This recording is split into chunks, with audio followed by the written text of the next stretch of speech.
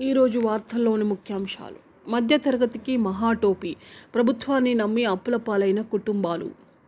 ఇనుప ఊపిరితిత్తి 72 ఏళ్లు పెట్టెలోనే ఈ ఐరన్ లంగ్ కథేంటి?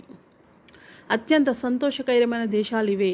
భారత్ స్థానం ఎక్కడంటే అస్మదీయుల కోసం అన్న రివర్స్. ఎన్నికల ముందు రిజిస్ట్రేషన్లపై అనుమానాలు. తెలంగాణలో 6 సీట్లపై ఏకాభిప్రాయం. ఏ స్థానాలంటే వాళ్ళు ఓటుకు 1,00,000 ఇచ్చినా 1,00,000 మెజారిటీతో గెలుస్తా. పొత్తు మన వల్లే సాధ్యమైంది. పవన్ కళ్యాణ్.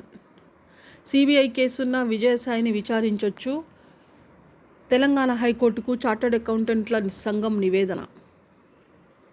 పైరసీ వెబ్సైట్లతో పెనుముప్పు, ప్రైవేట్ సమాచారాన్ని తస్కరిస్తున్నాయి. ఐసీబీ నివేదిక. ఈ స్టార్లు తిరిగొస్తున్నారు సరికొత్త ఉత్సాహంతో. 17వ సీజన్కు సిద్ధం. ప్రచార భోజనం బహుభారం. ఈ ఖర్చులు చాలా ఖరీదు.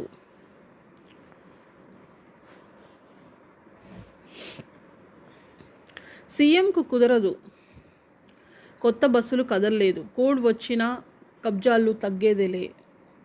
వైకాపా పెద్దల చేతుల్లోకి ఉక్కు స్థలాలు. ఏపీ ముఖ్య వార్తల కోసం. నా అరెస్టు ప్రాథమిక హక్కుల హననమే.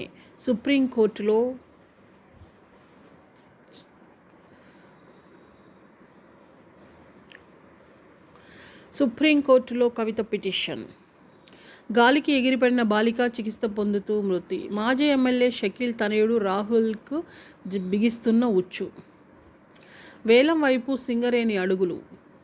వైఎస్ఆర్సీపీ విందు భోజనం, మద్యం, టోకెన్లు. హ్యాపీనెస్. అత్యంత సంతోషకరమైన దేశాలివే. భారత్ ఎన్నో స్థానమో.